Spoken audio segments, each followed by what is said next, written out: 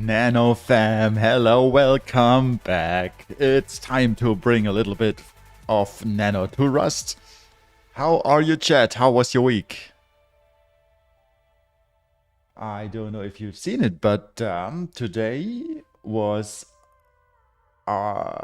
we did an experiment on the Nano team, and we held our weekly developer meeting on Twitch.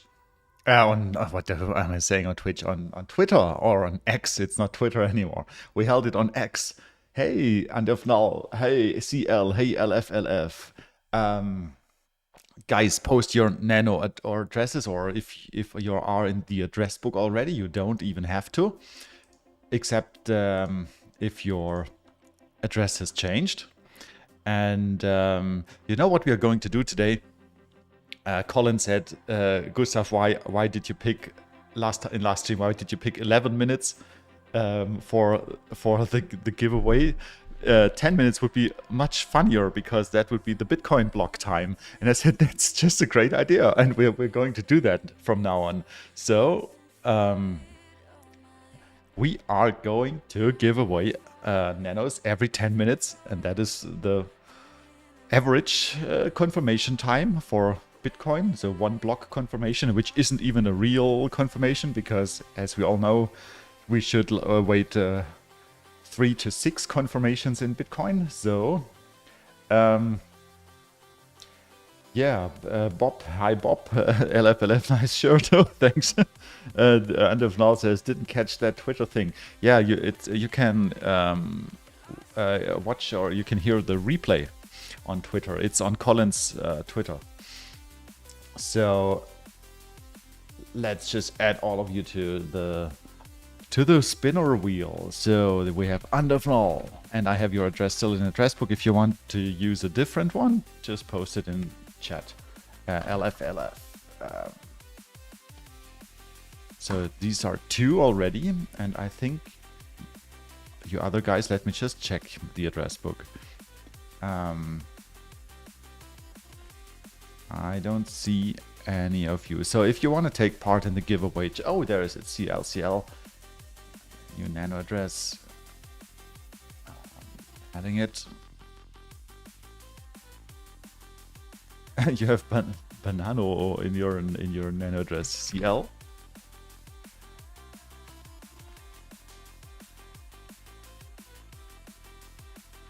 All right. So 3 participants already. And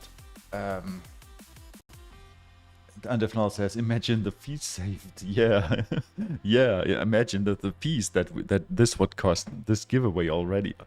Thank you so much for the donations. I just received like 11.3 nanos in donations. So I wanted to give away a half a nano every 10 minutes. But you know what, guys? With these donations, and just because I'm going to give away 1 nano every 10 minutes. That's a great address, says LFL. Yeah, Banano feed. That's cool.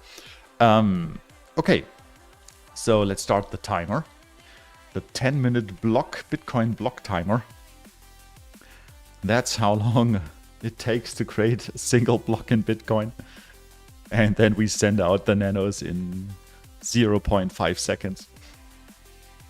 Okay. Yeah, so we had our first developer meeting on Twitter, and let me know what you guys think about that.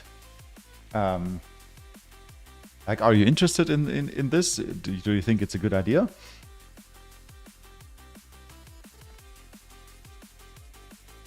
Okay, so timer is running. And let's have a look at what happened this week. LFLF says, you can generate such addresses. Yeah, with the Nano Vanity generator. That's a cool project. Yeah, it uses your graphic card to generate many different addresses until it hits one that matches your criteria. So, yeah, so what happened this week? I was busy with debugging because after the switch to Tokyo, the Tokyo runtime, roughly half of the RPC tests failed. And I had no idea why, and it took me a couple of hours to find the issue. And it was quite surprising. The issue was that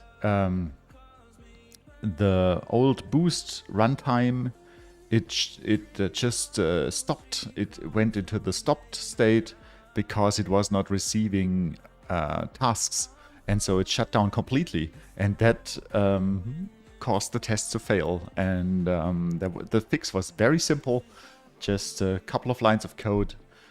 I had to add a boost work guard, which prevented the context from shutting down, and then the tests were green again. And then I started merging upstream commits like crazy. So if we have a look at GitHub, so this is from today, as you see, like many merges. And when we go back, so older commits, so just merging. Lot of merges, and I'm still not done yet. So I'm still behind 16 commits, and today I merged for I think 5 hours the latest renaming commits, and they are not pushed yet. So they are in my office, on my office PC, because I couldn't finish the merge, and I'm going to push that on Thursday, I think. Yeah, so LFLF says, congrats on fixing the test. Yeah, that felt really good, like finding the bug after hours of debugging. And you know how I debugged it? I did it with the SAF squeeze is the name. Do you know that technique? With this technique, you write a failing unit test, and I had a failing unit test. I didn't have to write one. And then you just inline the production code into the unit test, and you delete all of the code that doesn't matter, like that isn't executed or isn't relevant for this test. And then you inline again, and you delete again, you inline again, you delete again, and then you end up with something very simple where the problem just is obvious. And that was the same for me. I just kept inlining, deleting, and until I saw that the problem was that the IO context was stopped. But it took some time. Writing failing tests is my passion, says LFLF. Yeah. So, okay. So that's what I was working on.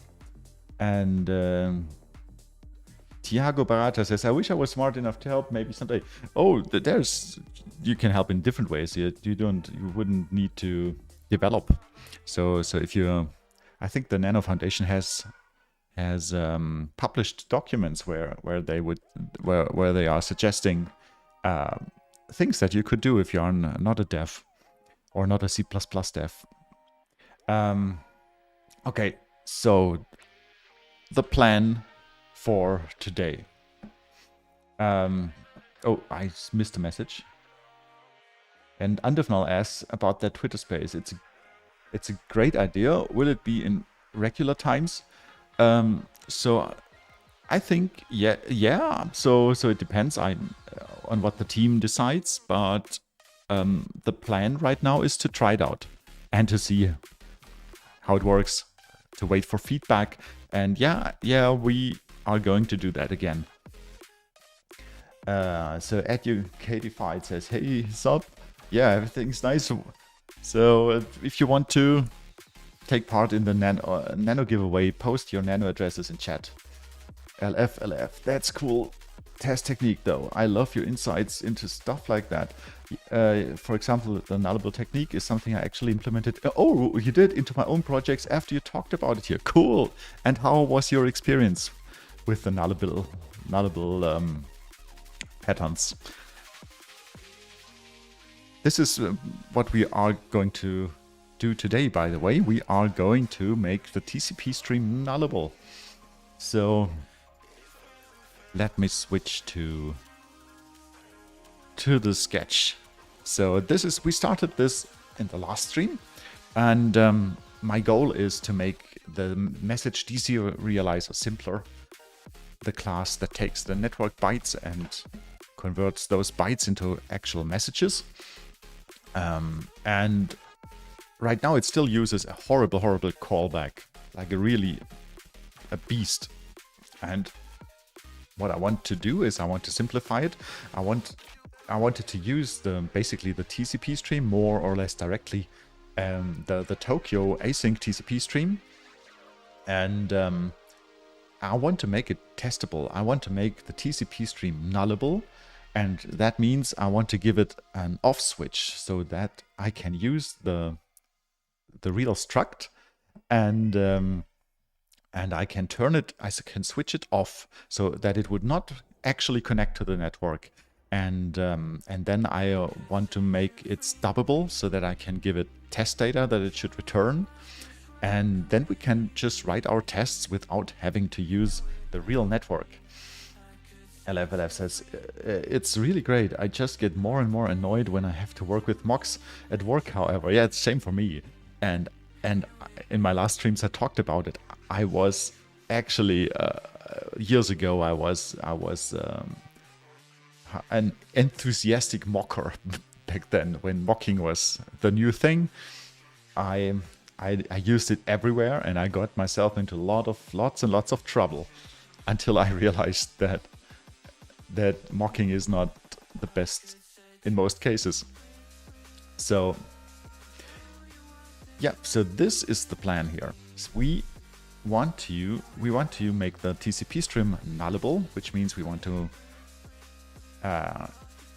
to add an off switch, and we are going to do this with our struct TcpStream, which will delegate all calls into to either the real thing. The real thing is the Tokyo TcpStream, or it will delegate all calls to an embedded stub.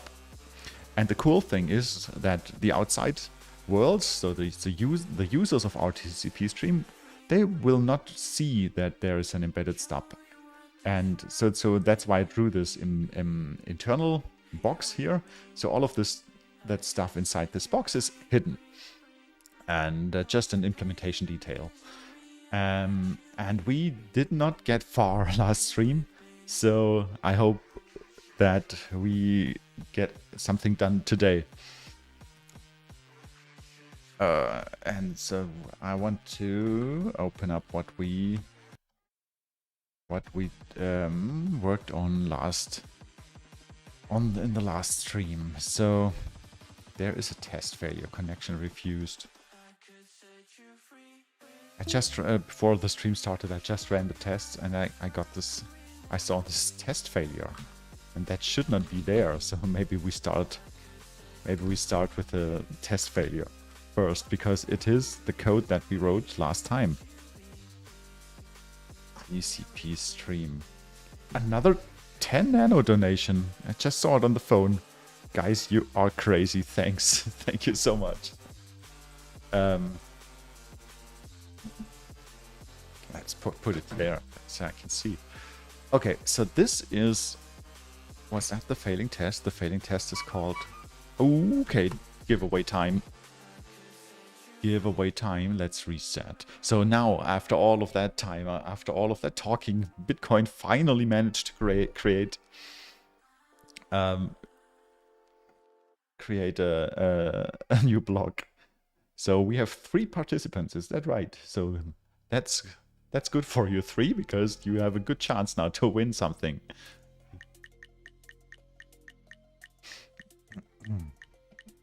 1 Nano, 2. LFLF. Unlock. Set LFLF. There you go. And see, that was quick. That's much quicker than 10 minutes.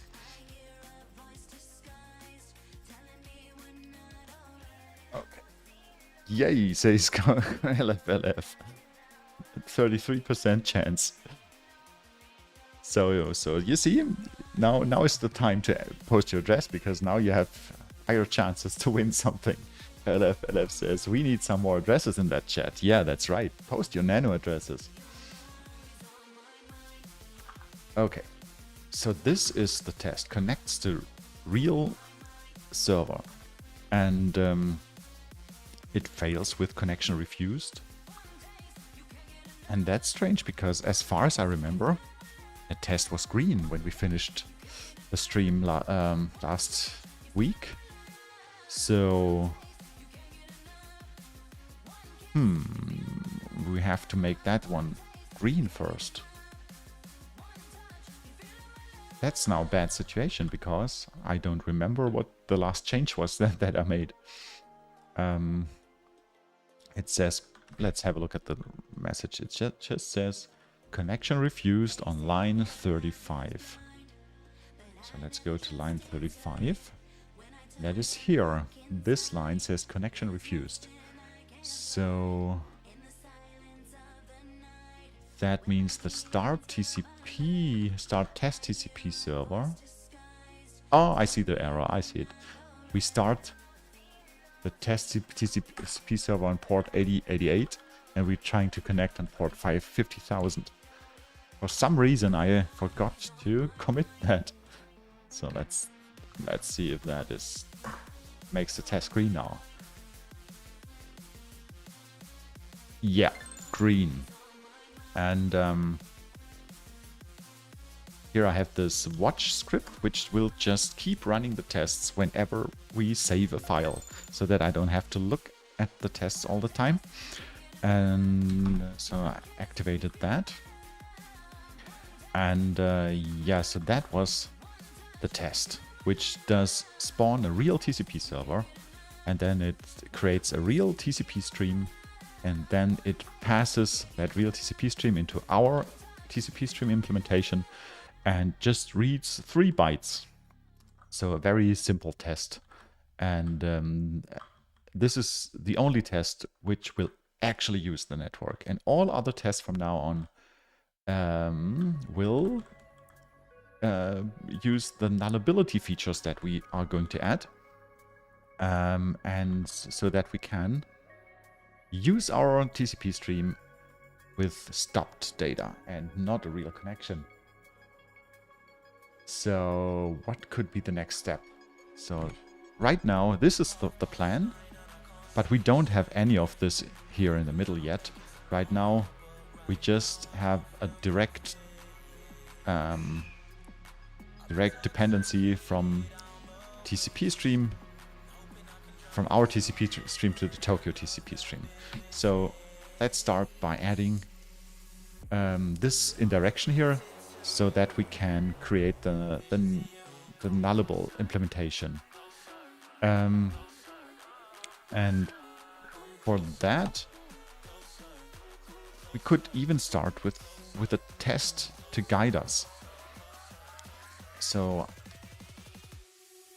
I'm going to add a test, which what should this test do? It should just can be nulled. It should just create a nulled instance of TcpStream.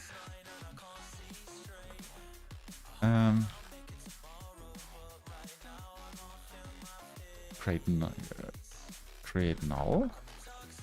So it should create a nulled instance of TcpStream.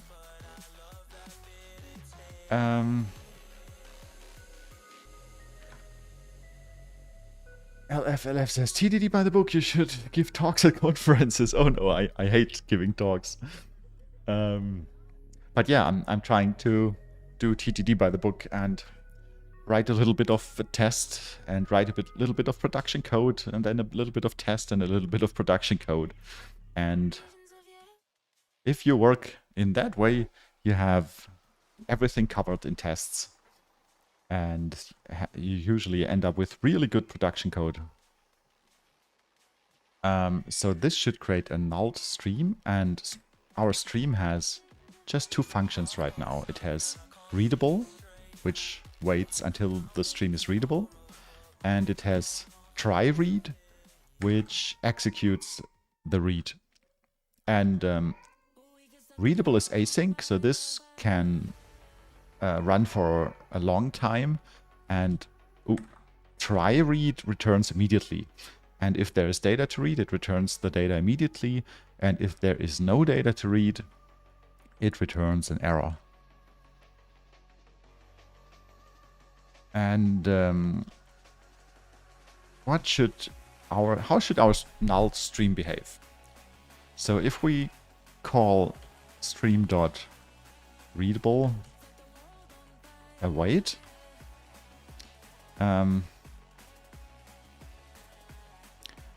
I think it should fail. So we have two options. It could either fail, or we could make it wait for indefinitely. And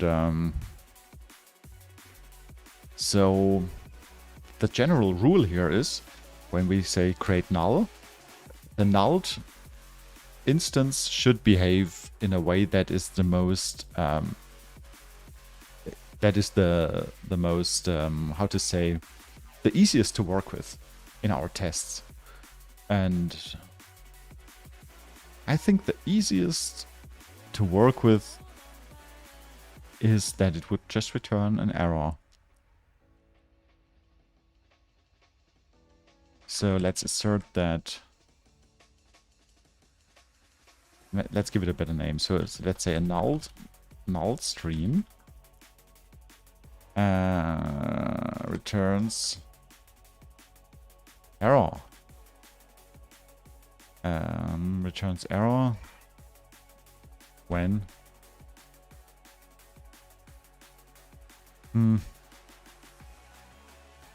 naming is the most difficult thing. Sergio says, hello, hey, I think you are still in the address book. So let's add you to the wheel. Address book. Yeah, you are. So let's add you to the wheel. There you go. And the timer is, 1 minute left.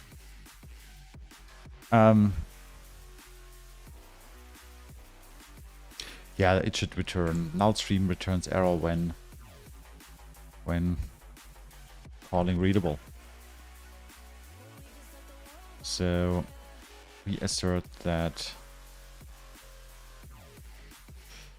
the result is error. What does readable return? IO result. Tokyo IO result. Tokyo IO result.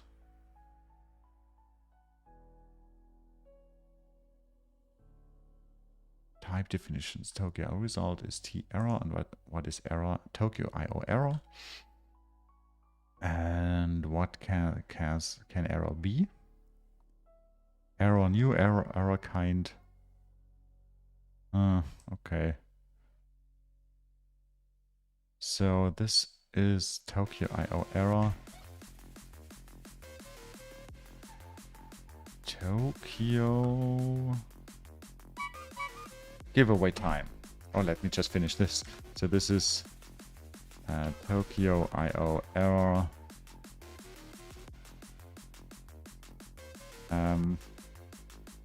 New.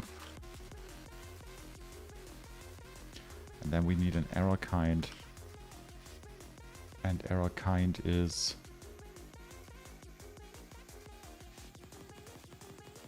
what was the honking sound? The honking sound is the giveaway. So yeah, let's do the giveaway. Here we go.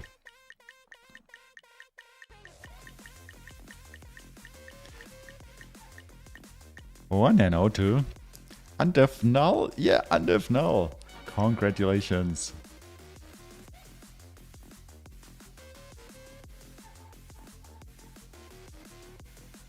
There you go. See, 10 minutes for 1 Bitcoin block and an instant transaction in Nano.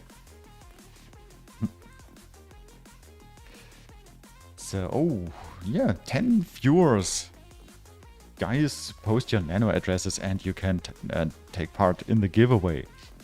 And to all the new guys who are wondering what's this stream about, this stream is about porting the Nano node from C++ to Rust. And you can just go to rsnano.com where you can find all the information, the source code, the Discord server, and statistics, like how this is the progress so far after, I don't know, 2 years.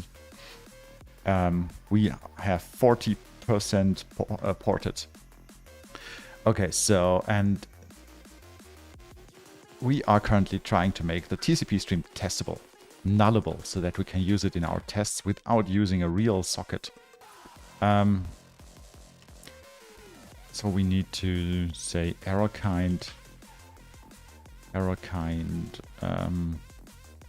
What should it return? What type of error kind? Other.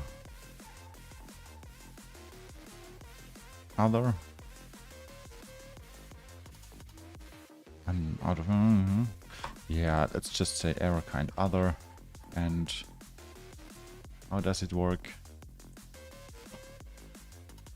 You can just give a string. Can we do it like that?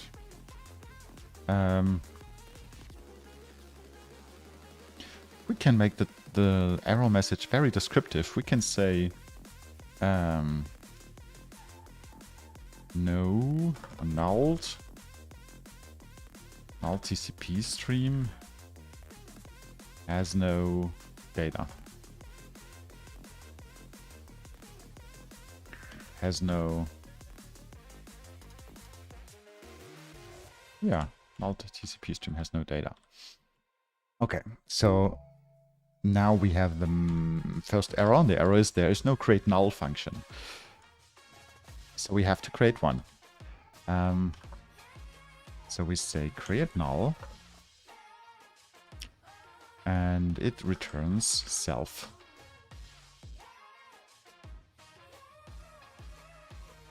And now we get into our first real problem, because it expects a real TCP stream.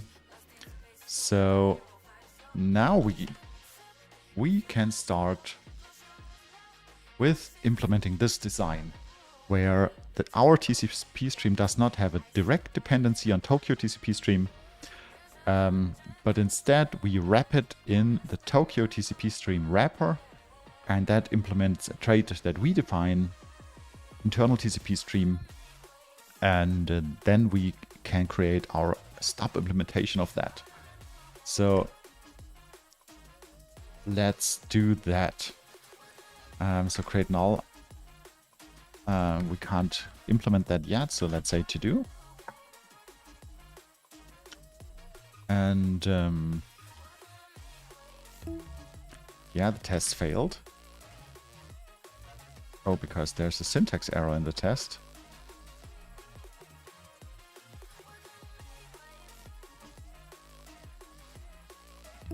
Still. Binary operation can be applied to type. Okay. So we can't compare for equality. We can't compare the result for equality.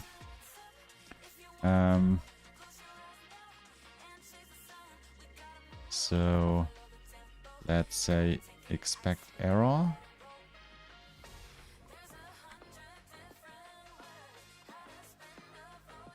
And then we have arrow is now an error. And can we compare error?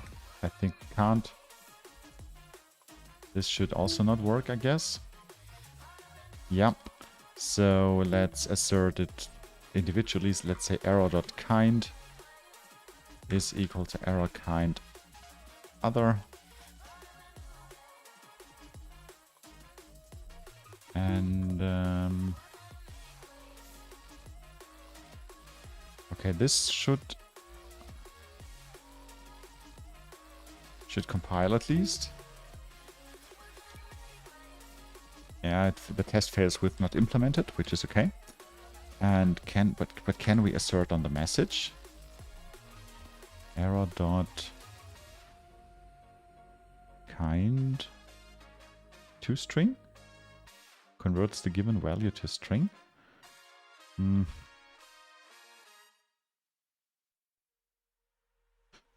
Try into. Oh, how would that look? So I would just, yeah, just let me just adding a to do here so that later on the test fails and I see what toString would look like. So maybe this toString would just print out the error message. My guess, maybe not. We will see. Okay, so now create null is to do, and this is the reason the test fail. So let's start now by adding. This trait, internal TcpStream, and let's add the Tokyo TcpStream wrapper.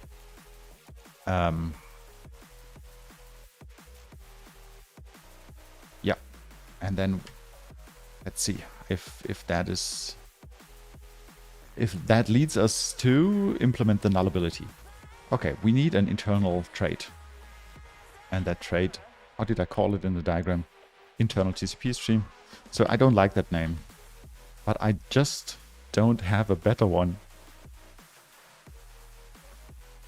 And this will get the readable and the try read function. And yeah, okay, so now we have another problem we have to solve.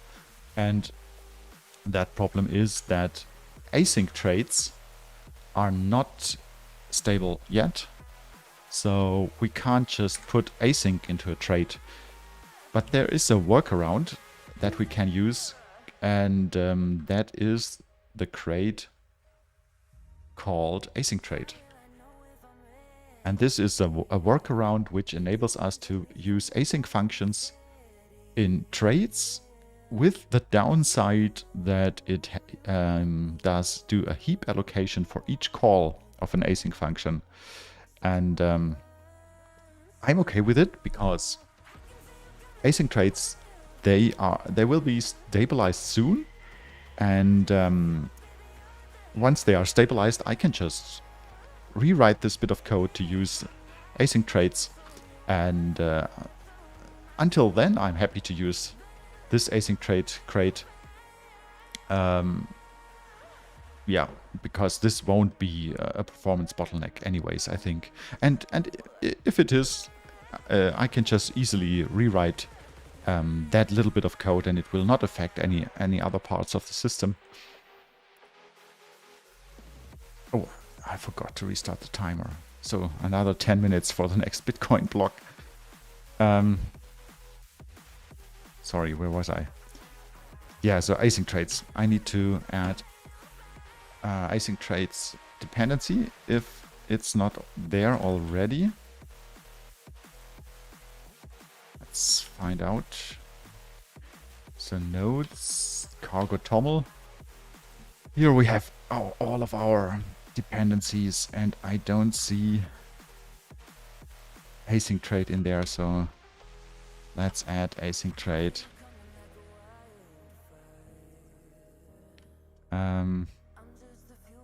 What is the current version? 0.1. So async trait added. And now we should be able... Oh guys, my little girl, she's been crying for, I don't know, 20 minutes. Let me just quickly go to my girlfriend and see if everything is okay. I'll be right back. Just 1 minute.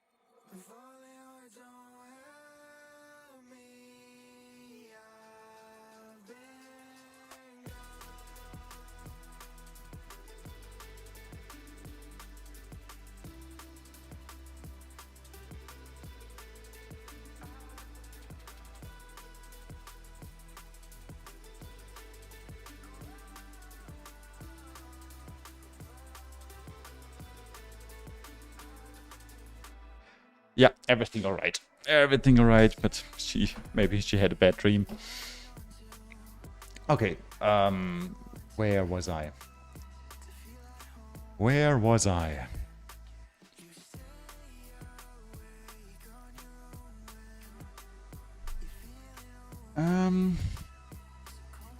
Yeah, async trade. Haven't used it in a while. How does it work? So yeah, we just have to put this one on top. We just have to say async trade, and that should solve the problem. And it could was able to compile. Was it? Let's see. Nope. Package. I think I made a mistake in the name. Async. Oh, is it async trade written like that?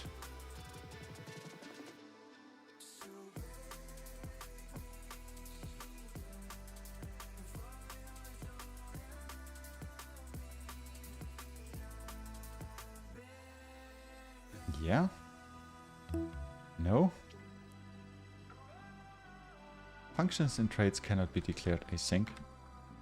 So that didn't work. But I put async trade. Ah, okay. Cannot find attribute async trade in the scope. Consider importing. And this be done. No, no code completion for that. So use async trade. Oh. Yeah, async trade. I think maybe I have to restart NeoVim.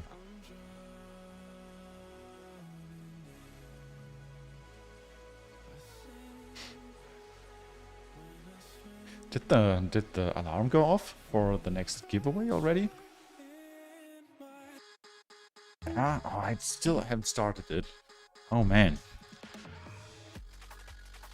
Yeah, it's 2 clicks. I have to click reset and then start again. Okay, so this time it compiled. It compiled, so... Yeah, as I said, when we use this async trade helper, it says it changes this trait a little bit, and it makes it so that whenever we call an async function, it has to make a heap allocation. And yeah, this won't be a big issue. And as soon as real async traits are stabilized in Rust, I can just remove that. CL says, "Oh, your father, congrats." Yeah, thank you. So, okay, we have the interface, and now we have this part here. So now let's write the Tokyo TcpStream wrapper, which is just an adapter, really, just a proxy. I mean, it will just pass through any calls without adding anything in logic. So that will be the Tokyo TcpStream wrapper, and that class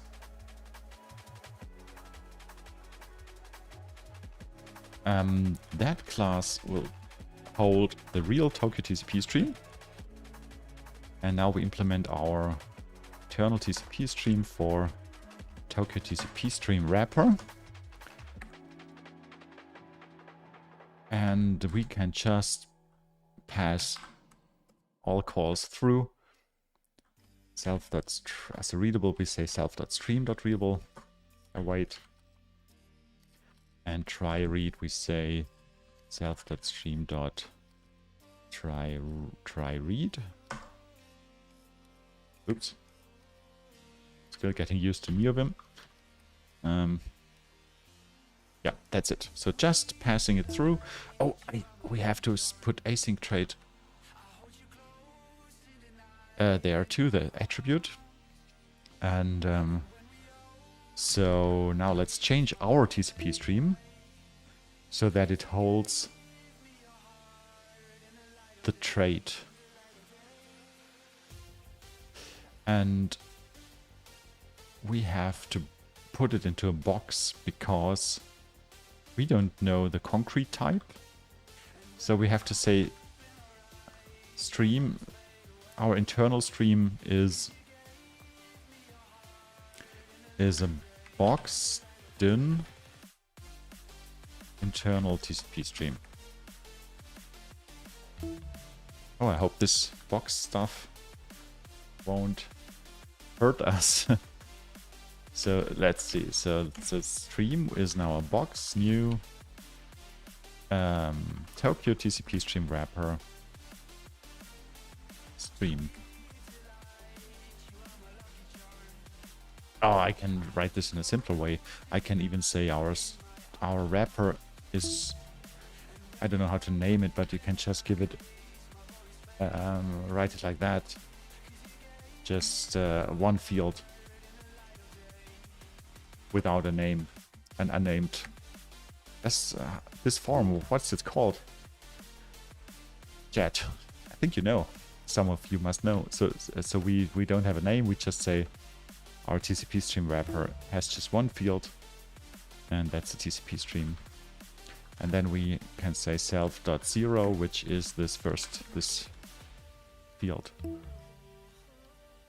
And then when we construct it, we can just use this form to construct the wrapper. Looks good so far. Let's have a look at the tests. So the one failing test. I want to put the failing test as ignored, because it bothers me that I get the failing test sounds all the time, and then I think I broke something. So now I should get the happy sound. Yeah, that was the happy sound.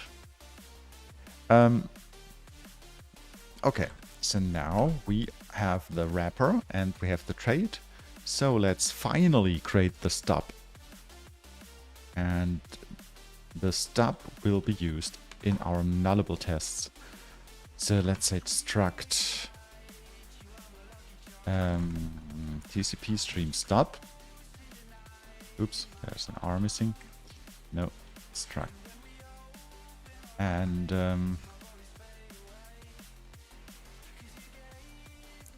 I don't know what fields it will need. We will find out soon. So let's also import internal TcpStream for TcpStream stub.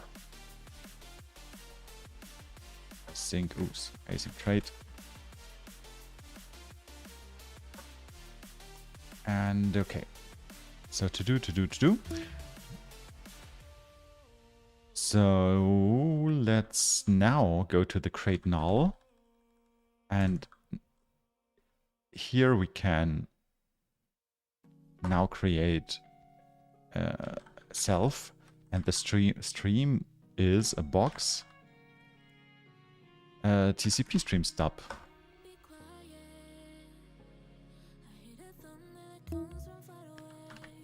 Why is the... Oh, I imported something that I shouldn't.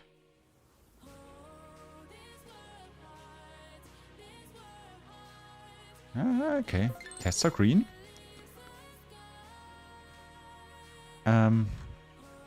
So we can now enable the null test again, and it should fail. Yeah, there's a not yet implemented, and it fails on line 27. So 27 is here. Yeah, so this is the stopped readable, and let's return an error now. Error with error TCP Tokyo IO error new error kind. So I just picked something something else like deadlock, because I want to see that the test actually tests for the right thing. Whatever here. Oh. Error kind. Oh, I have to import error kind. As is this std.io error kind? Yeah.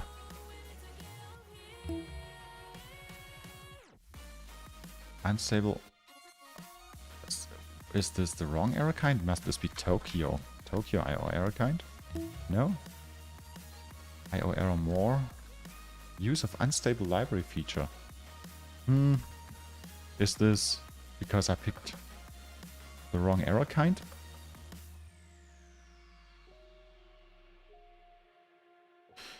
Where? Why does the code completion not work? Here. Let's just pick invalid data. Is that better? Okay, that's better.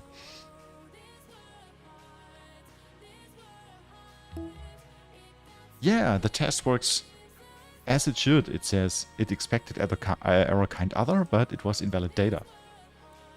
So let's return the invalid error kind other. And what does the toString, the error toString say? It says, yeah, just a string that we passed in. That's cool. That's cool. So we should change the test so that the toString should return null TcpStream has no data.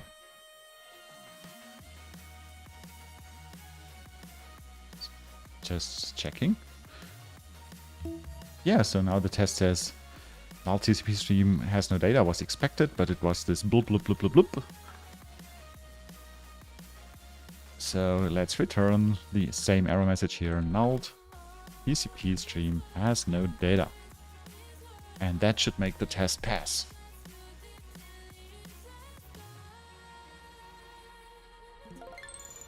Yeah. Did you hear the sound? The sound says it passed. Oh, what a coincidence. I just wanted to check the timer and it honked. Okay, so there are no new participants in chat? Nope. Okay, let's spin the wheel. So chat, if you want to participate here, just post your Nano address in chat and I put you on the spinner wheel. 1 Nano goes to Sergio. Congratulations.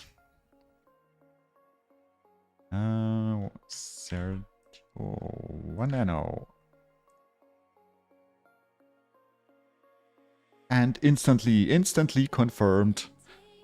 After 10 minutes waiting for the giveaway, that's 10 minutes a Bitcoin transaction would take.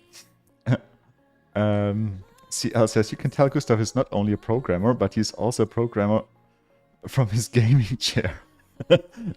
I bought that chair when COVID started, and I had to work from home a lot, and I had a really bad chair at home, and so I thought I would get a good chair so that it's better for my back.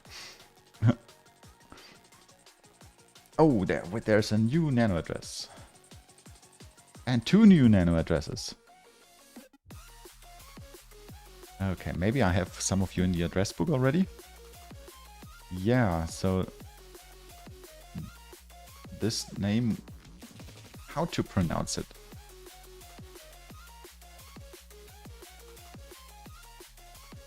Let's add that one. And Yush, I think you are also in the address book.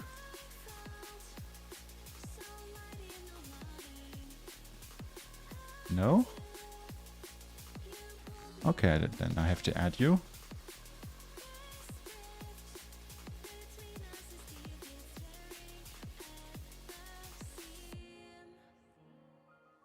So, okay.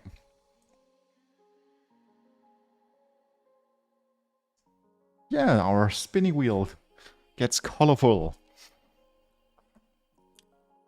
Kabuki Starship says, I have COVID right now. Oh no, I hope you get better. I have chills, my muscles hurt badly. Oh no. Yeah. I had it too.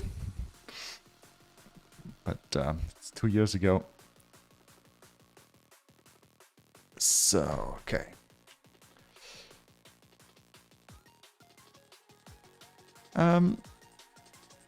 So what's the state? Okay, all tests are green.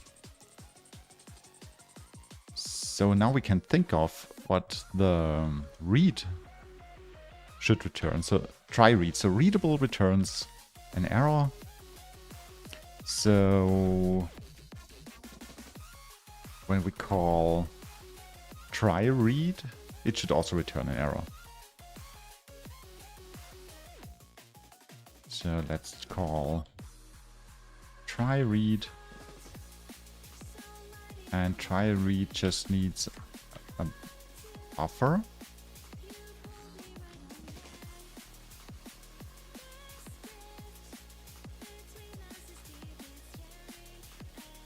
And no, what does try read return? Also just an IO result.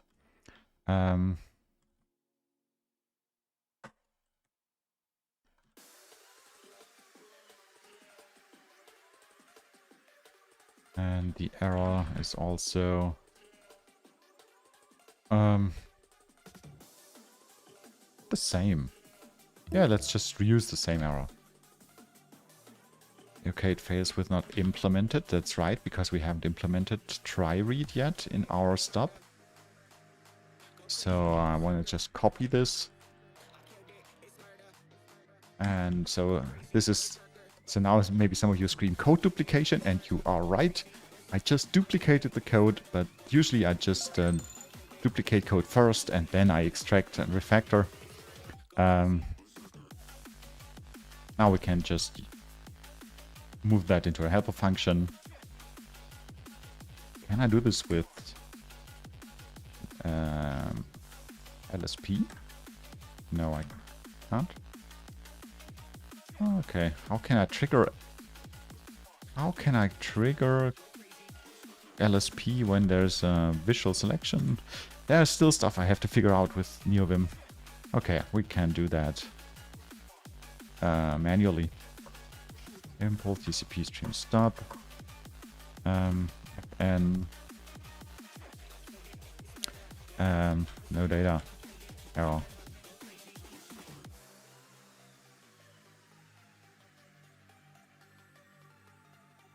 And this returns a Tokyo IO. Should this just return a result? Tokyo IO result.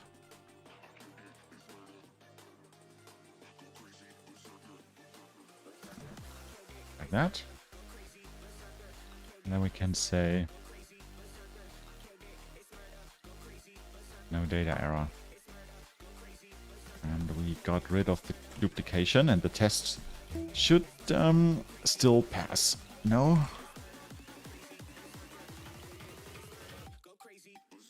What? Expected result. Oh, it has to... Oh, okay, so then we should not return a result here.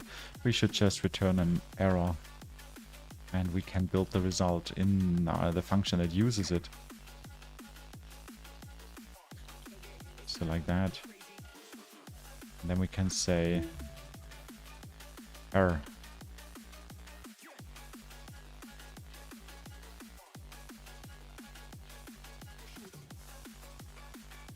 And now the test should pass. Yeah, test passed. We have our first nullable version of TcpStream. But that version right now is pretty boring because it can't do anything. So let's make it more interesting. And I want to be able to provide test data that our null stream should return. So how could that look? So null stream should read test data or provided configured data. And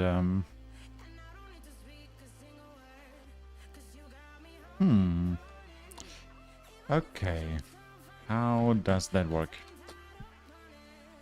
How could we configure the data? So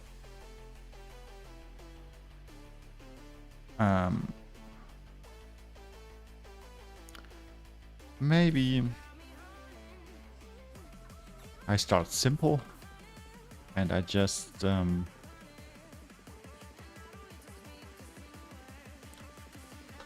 pass it in.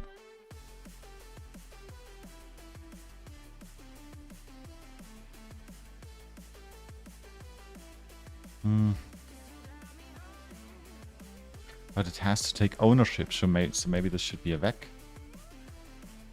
Like that.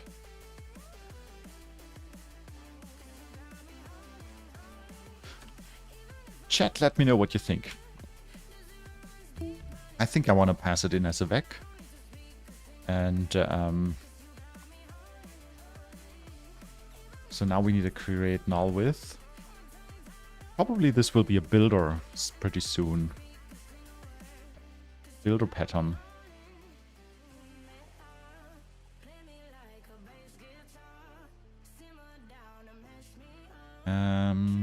Where is the stop? Here's the stop. So we say create null. Ah, no. Wait a second. The create null with has to go into our TcpStream. Here. Create null. And it takes bytes as a vacuum 8. And here we create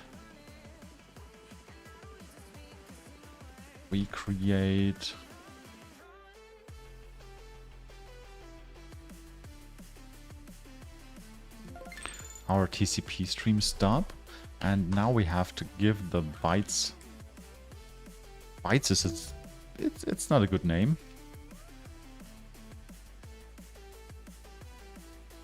Maybe we call it incoming. Incoming bytes.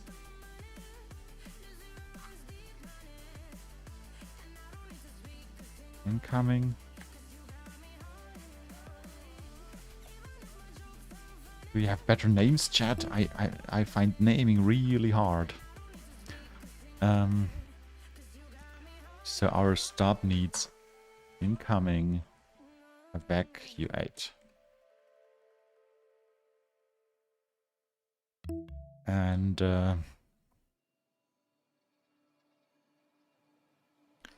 yeah, so our our simple create null case where it's no data to read. Yeah, let's just create, say incoming is an empty vec. Okay. I think no more errors in here. Okay. So now we can write our test so that we can call stream readable await, and this should not return an error. So we say so this should not fail.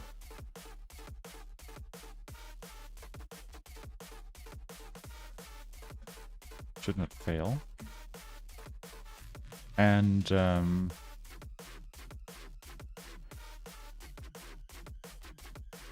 then so this already fails. Oh, the timer. Let's give away one more nano.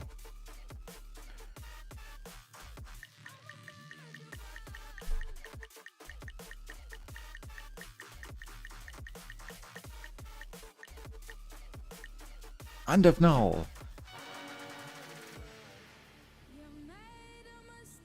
End of null, congratulations.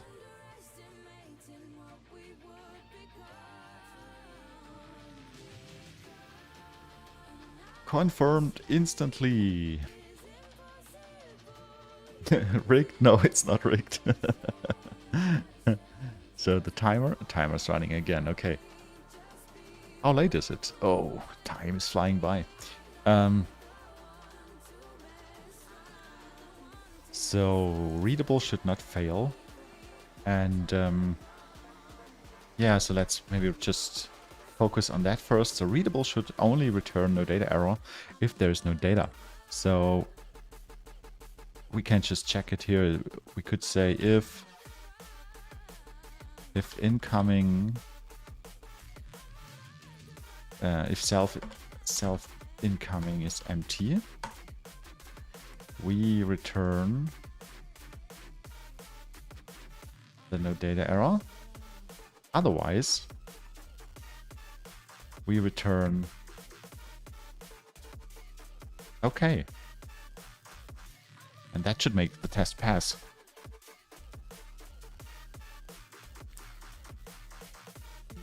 Yeah, test passes. So now let's work a bit on the test.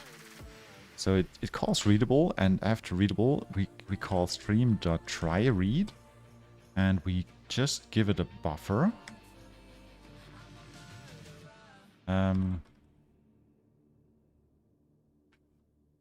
So let's make the buffer the correct size and say we want to read into this buffer.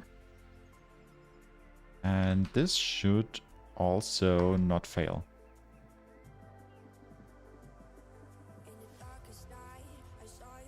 Should not fail. And after that read, the buffer should be equal to 1, 2, 3, our expected. Oop.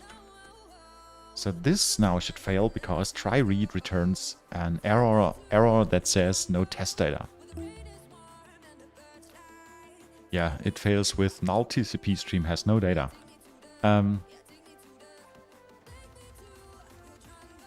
We can make this pass quickly, I think, by... Where is it? Where is it? Here, try_read in our stub. Try_read, just the same. Let's check if the incoming is empty. And if it is empty, we say error. And if it is not empty, we have to copy the data. Oh, it also returns the size.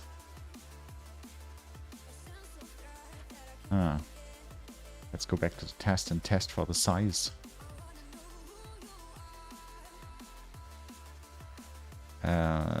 So the read count. So the read count should be 3 bytes. And so here we have to return.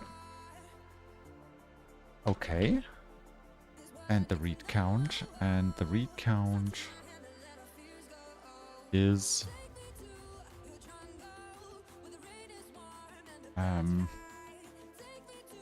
yeah, let's first copy the stuff into the buffer. So... copy from... oh, how does it work? Buff, copy from slice. And the source slice is self.incoming. So this is now really badly implemented.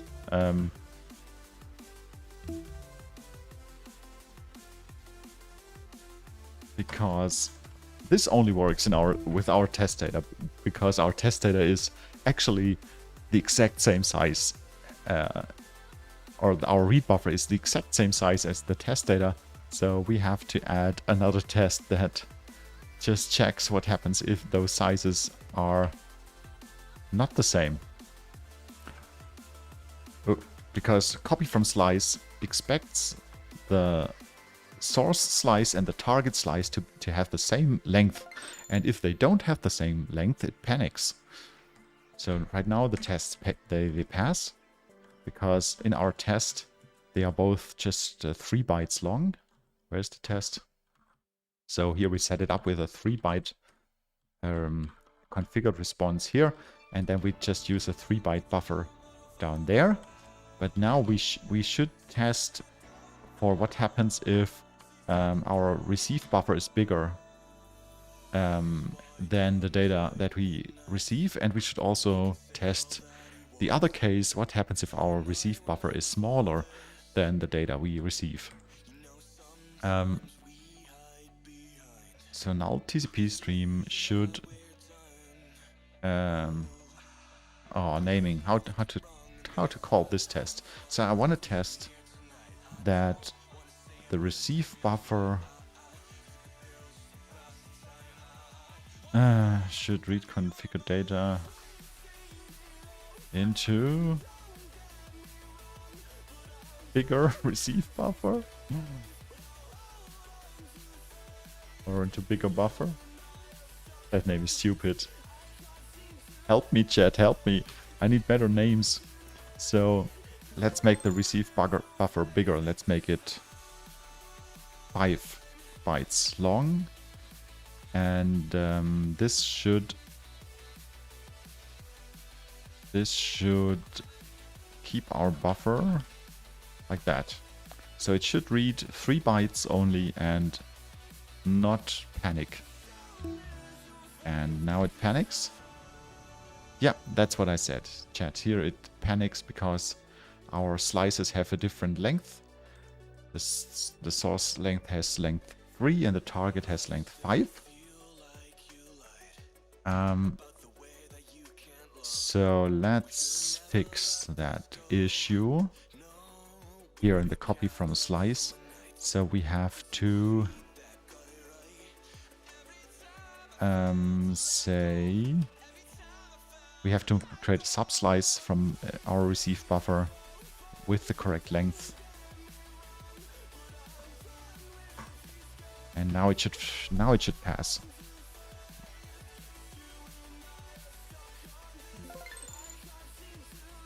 LF says, I really don't have any better naming ideas. Sorry, yeah, that's my problem. I think naming things is one of the most difficult things in software development. Okay, tests are green. By the way, did I? Yeah. Oh, 1 minute, guys. 1 minute until the next giveaway. Post your Nano addresses in chat if you haven't already. Copy from slice. Okay, so this passes. Now let's try the other case, that our receive buffer is smaller than our configured data. So what should happen then in this case?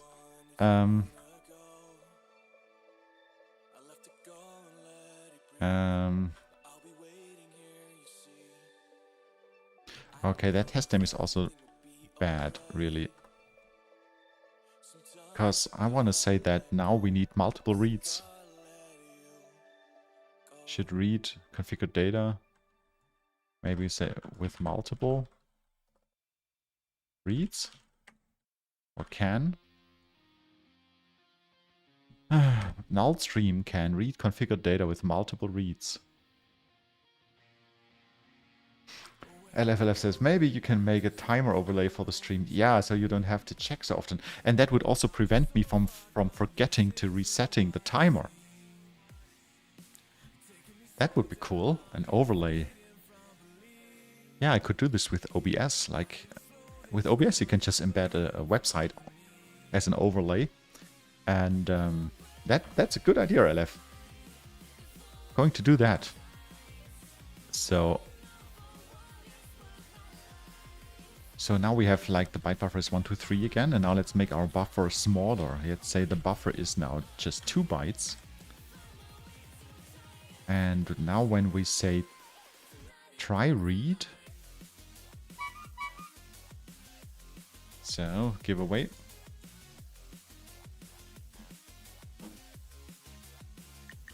Who gets 1 nano?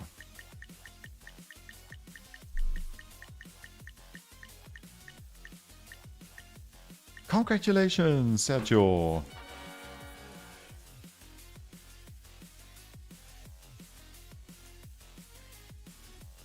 One nano. So now let's wait for another Bitcoin block. 10 minutes.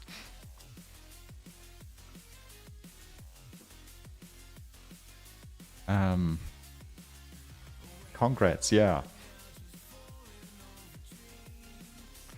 So now the buffer is 2 bytes and we have 3 bytes of data. So that means we can call readable. We say try read and it should return 2. And the buff is equal to 1, 2. And then we call readable again. Read first chunk. Read second chunk. So we call readable again, then we call all of that again, and then it would just read just one last byte, and that one last byte would be 3. And this test should not pass. It should fail with, let's see what it says, range and index 3 out of range. Yeah, so we have a panic because again the slices, they don't match. So where is the stop? Here's the stop. So we have to copy from slice. So we have to also slice the incoming. The incoming. And here we have to say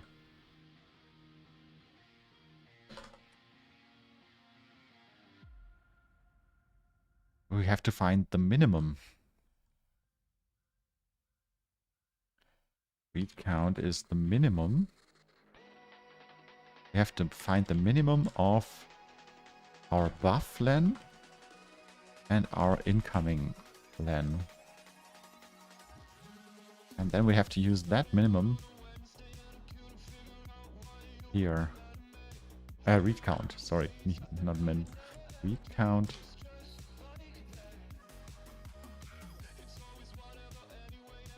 Like that.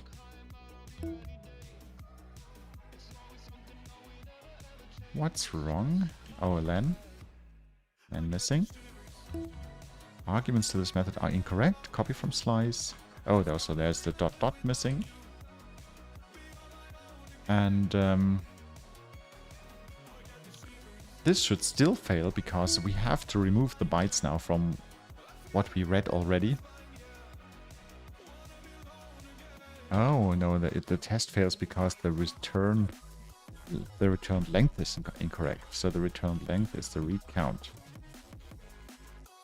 Good that we have those tests. Okay, so now, yeah, now it says the read count in the second call was wrong. We have to remove it from the incoming. Can I remove? Removes and returns the element at position index. Retain. How can I get... How can I throw those bytes out? Or should I take... I could also have an index. Current index where I'm at. Would be more efficient. Maybe a bit harder to code, but maybe not too hard. Let's add an index where we are. Position, index, position in our incoming incoming stream.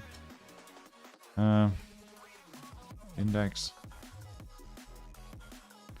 position. What's better? Position. Let's add a position here.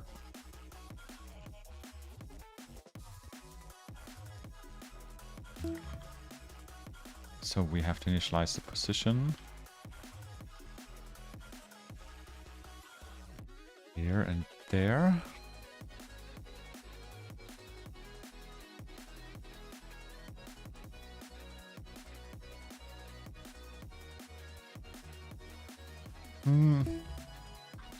And now we just increment the position.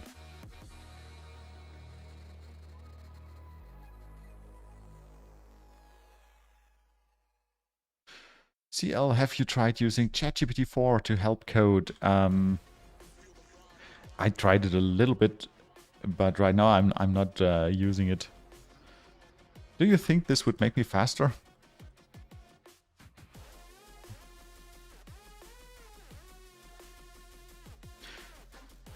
The thing is, like, I want to have my code to be unit tested and like very thoroughly, like really written test in a test-driven way. And I don't see how I could do this with ChatGPT.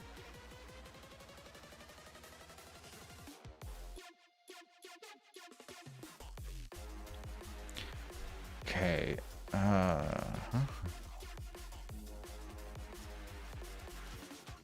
Read count. So the next. So where was I? So I have the position. That means the unread or the incoming. How to name this one? So I want to create a slice that represents the stuff that hasn't been read yet. So that is self.incoming position like that. And then I can just use unread len. And I have to read from unread like that. Let's see what the tests say. Bob L says, you can ask ChatGPT to write your tests. I could try, but I'm not so sure if... Do you think that it would be possible that it would produce quality tests? Give it your current code and ask it to add what you don't exactly know how to do. Yeah, I don't think... The thing is, I'm a bit skeptical here because, yeah, ChatGPT is a very cool thing, but I want to have, like, yeah, really, really good tests and really good test coverage. And I'm afraid that if I would just let ChatGPT create my code, yeah, that the tests would not be as good. But I want to try, yeah, but I'm not going to try on stream. I'm going to give it a shot. So the tests are read still. Why? So the second read returned 2, and it should have returned 1. Yeah, because we have not incremented the position. Oh, and we can't make it mutable because try read is not mutable. So we have to make position an atomic use size so that we can increment it without having requiring mutable.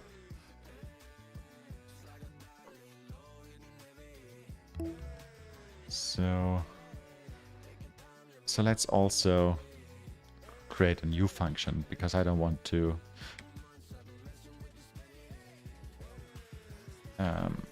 change the same code places all of the time. So let's create a new function that returns self, and it just takes the incoming vector.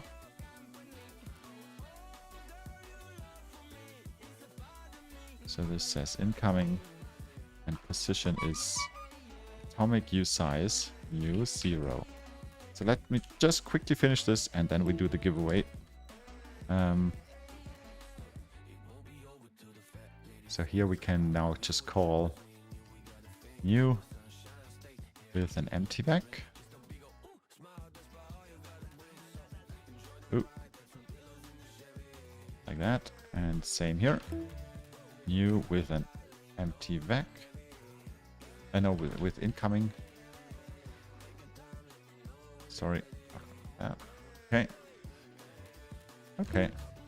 And here Yeah, I'm going to finish that immediately after the giveaway. No new addresses in chat? No. So let's spin the wheel. Yeah, CL says, give it a shot. I've heard really good things from it. Yeah, me too. I've heard really good things from it too. Like, it's incredible what AI can do nowadays. LF, congratulations. LF. 1 nano for you. Confirmed in half a second.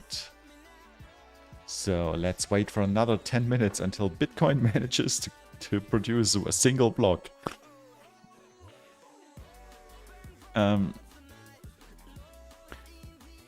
So try read. Cannot be indexed by a U size. Yeah, so we have to read it here. So let we position dot load ordering is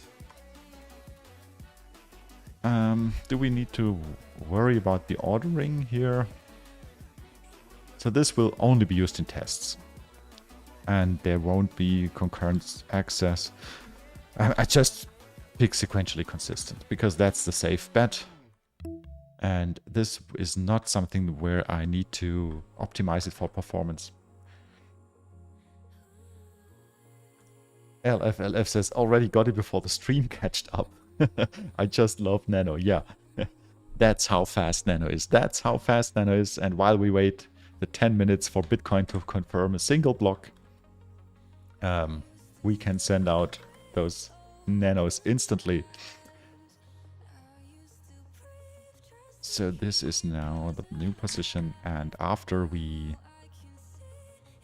copied all of that, we have to increment the position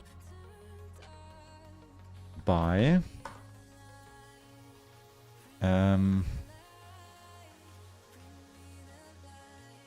no, fetch add, store. We have to increment the position by read count.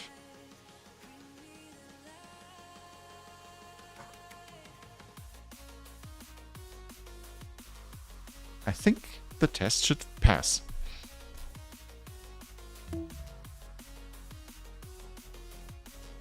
Nano is the light, yeah.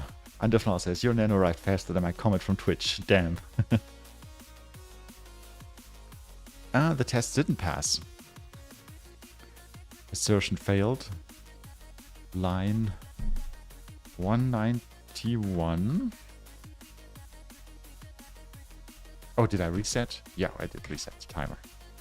191, so this line, the last assert failed.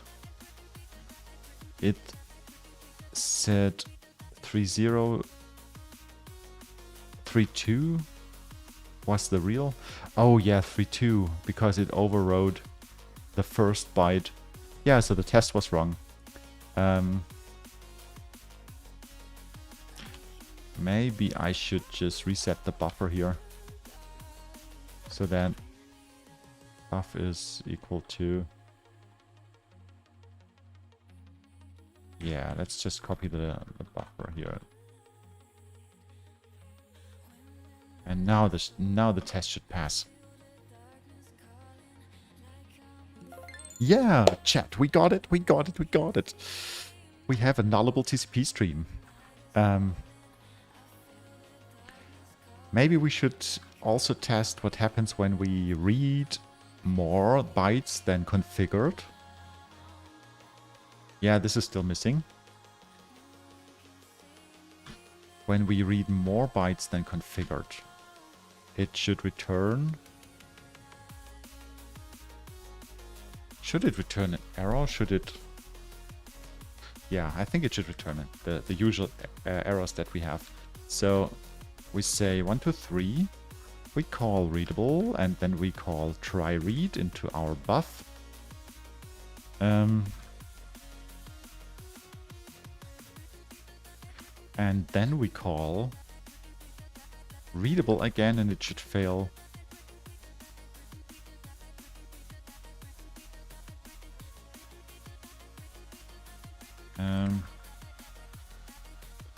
Should fail. Second call. And try read should also fail.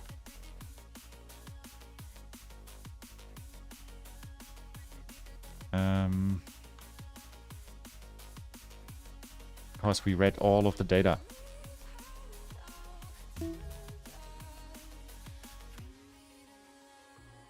Oh, we have to give it a good name. Null stream should.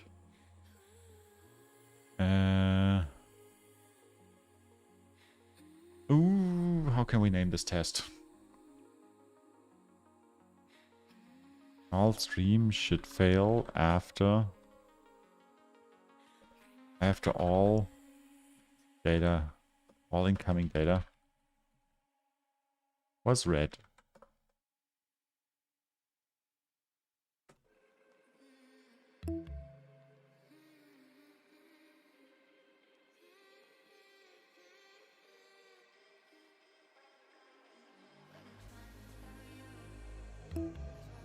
So the tests fail with...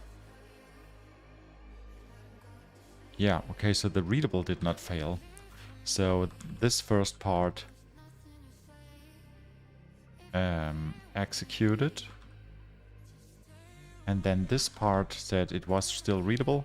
So can we fix the readable? Can we fix the readable?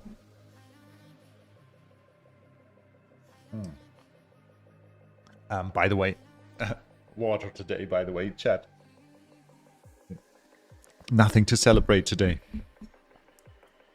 Can we fix the readable? So it says if is incoming is empty. I think we can refactor this a bit. So this unread stuff here, we need this in the readable too. So I want to have a helper function. Nanomag, yeah, and if null, nanomag. We need to, I want to have a helper function that returns me the bytes that that need to be read. So let's say fn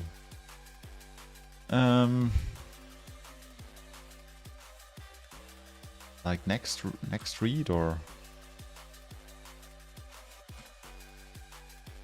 no, not next read. Oh. Next read is a stupid name. It should return a byte buffer. And this should return, it should load the position, and it should do this one. Return the slice.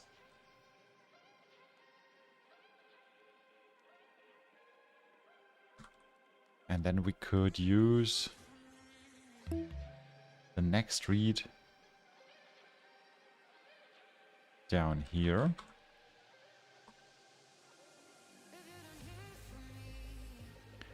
And oh, we need the position in where we, yeah, we can say fetch add, not store. We say just fetch add, and we add the read count.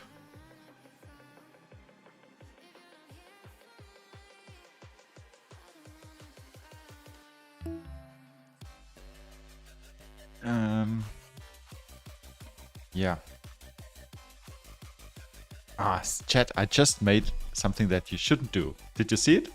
Did you see what I did that you shouldn't do? I refactored while there was a failing test. We should never do that. But sometimes forget. Like, we should either work on the tests, making them green, or we should refactor when the tests are green, but we should not refactor while the tests are red. Okay. Next read. Okay, we have the next read function.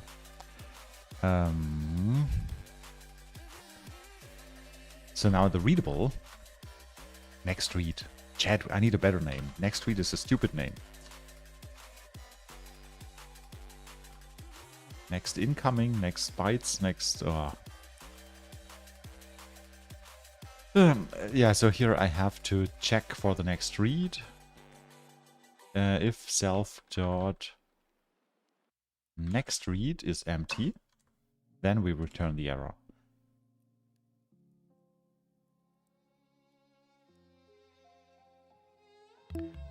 And the test fails on line 214 with a panic.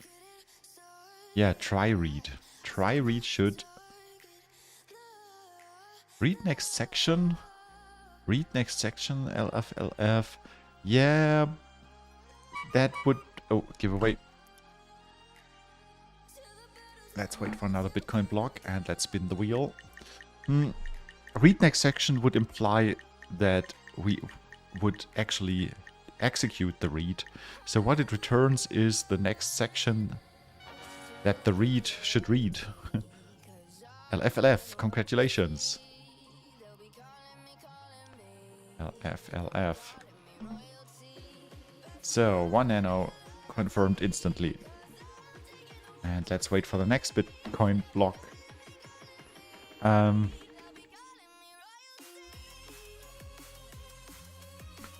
So, yeah, so the try read should also not check the self. If incoming is empty, we should just check if the unread is empty. Unread. Next, even so, this line looks really bad to me. Like unread is self next read. Maybe bytes to read. Next bytes to read. Next bytes.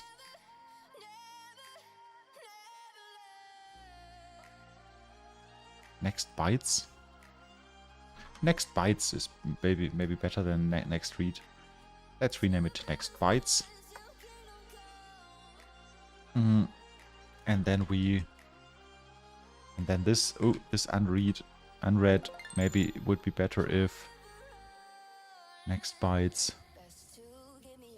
How could we rename that? Next bytes. Yeah, I just call it next bytes too.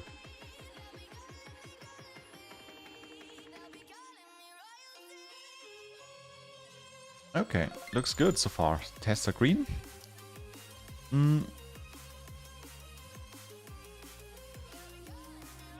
Yeah, let's leave it here. So this will probably get more complex over time, because right now we can just pass a single vector as incoming messages, but we will probably want to pass in multiple vectors so that we can simulate that data is being sent in multiple steps and so on. But I don't want to guess what we need here, so this is just at the bare minimum now. Let's go back to the diagram.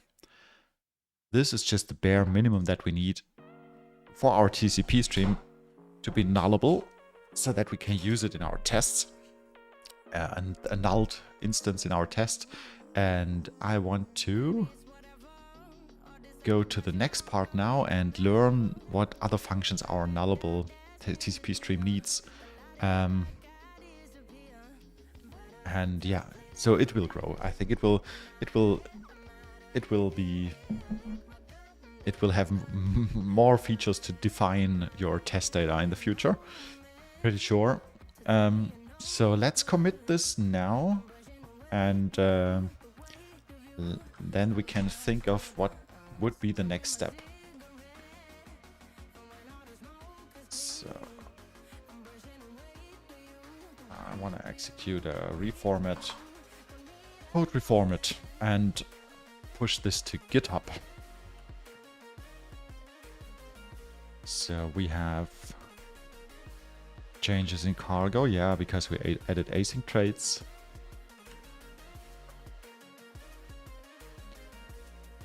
Here, yeah, then this is... Oh, the reformat changed some more lines. This is the TcpStream class and our nullable implementation. And here we have our test cases. Good. This all looks good. Let's add all of that and push it. Get committed.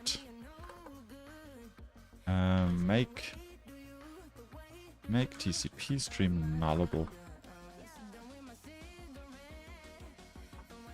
And push. So this should be on GitHub now.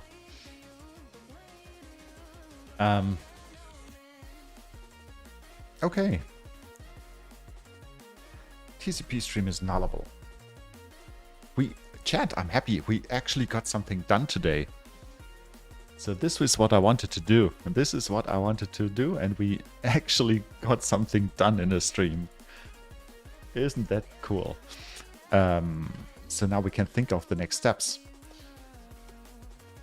So this works. We have a nullable TcpStream. And my initial plan was to simplify the message deserializer. And do I still have the old diagram? Is that one?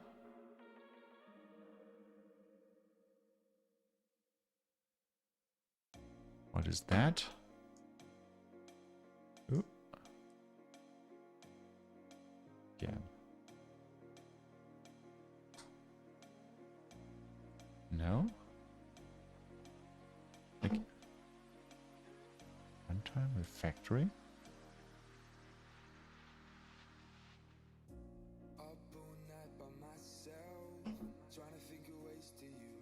Yeah, that's the old diagram. That worked. So TCP socket. Yeah, so here we have the message deserializer, which uses this read query callback, which is this monster down here from last stream. And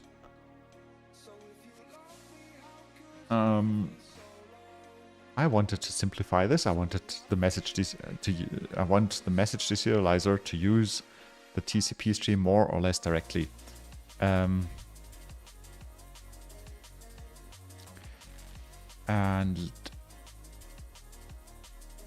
how could I do that? So currently it has this weird callback, and that weird callback is provided by TCP server, TCP channels, and channel in proc.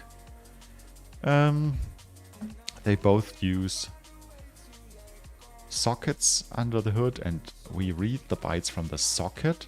The socket does more, or the TCP channel, the socket, it does some more things. For example, it has timeouts, so that if there's no response or no bytes in a given time, that we stop with the deserializing of the messages.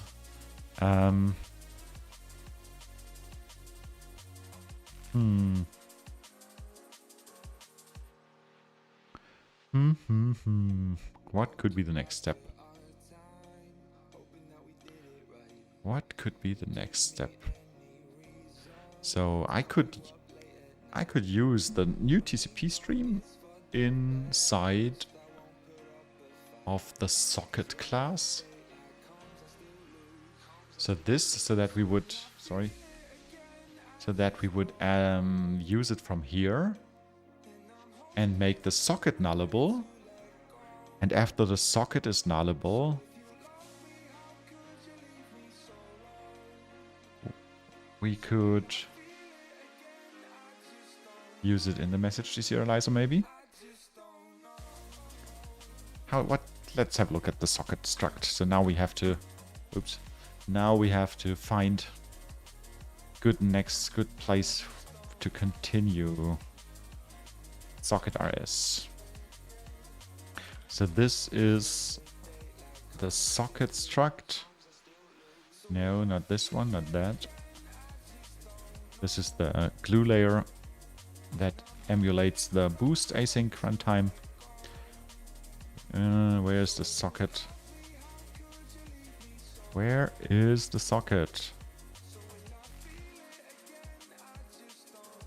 Socket up. So here, socket. This is the socket struct, directly ported from C++ Nano node. Yeah, as you can see, it tracks different things. It tracks like the last time, the last receive time. It has a timeout for the socket that can change, and an idle timeout. Giveaway.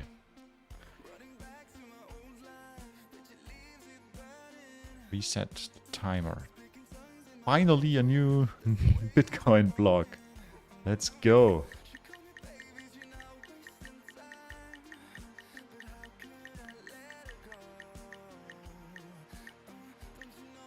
Hey Sergio, congratulations. 1 nano for you.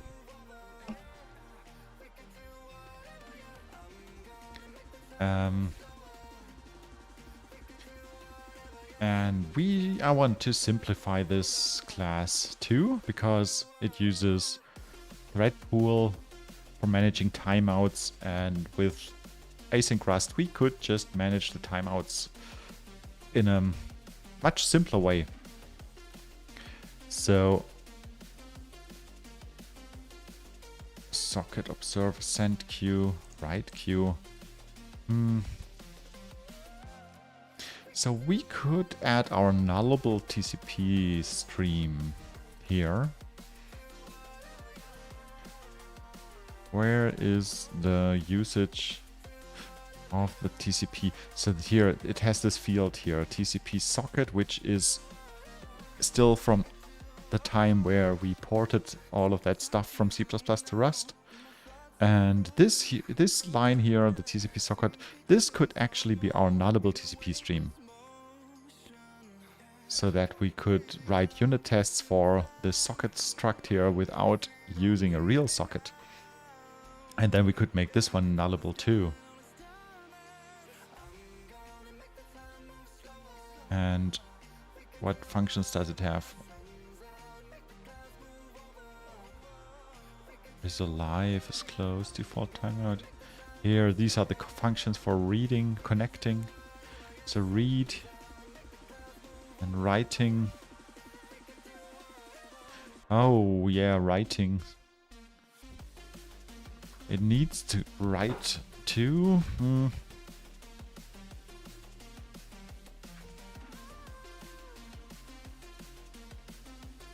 Okay.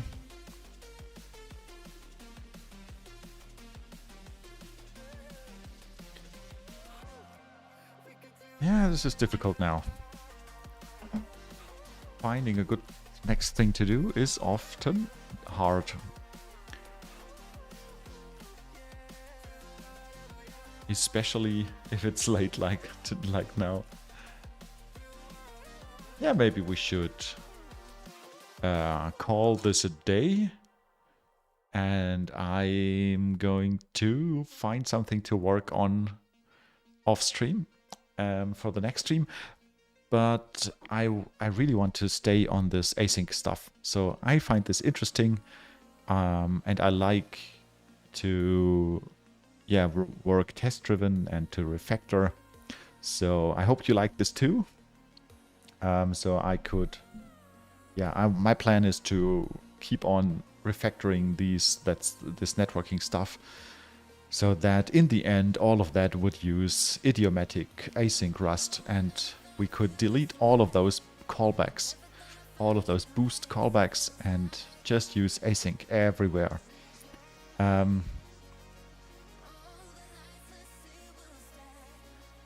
What do you guys think? Is this interesting for you? The refactoring and the async networking code?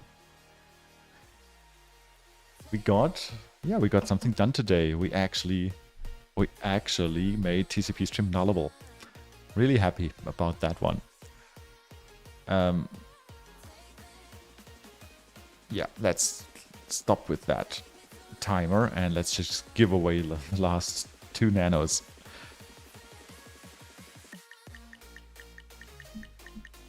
And the winner is...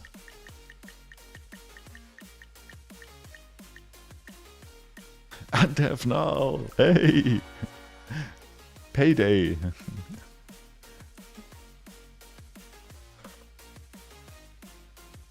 Where? Okay, here we are.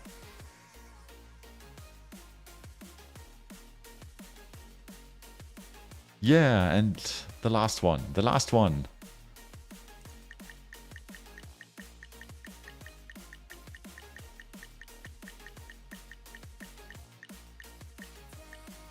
Thanks, by the way. Stream was fine. I got lost for a while, says Andefnal. Oh yeah, so also if I'm too fast, just you can just what? Andefnal, you get one more. One more for Andefnal. Yeah, you can just sometimes I get carried away. If you just write it in chat, just say Gustav, slow down a bit. Okay. Yep. So, as I said, next Tuesday, same time on Twitch and on YouTube. We are going to continue our refactoring journey and make the networking, the socket stuff, idiomatic async Rust. And I'm going to find something good to work on from next stream. Oh, I got a donation. 3.99 nanos. Thank you so much. And yeah, and tune into our developer meeting next Tuesday. And I think it will be at 4 p.m. German time. That is 2 p.m. UTC. Yeah, see you next Tuesday. Guys, it was fun. Have a good night. Bye-bye.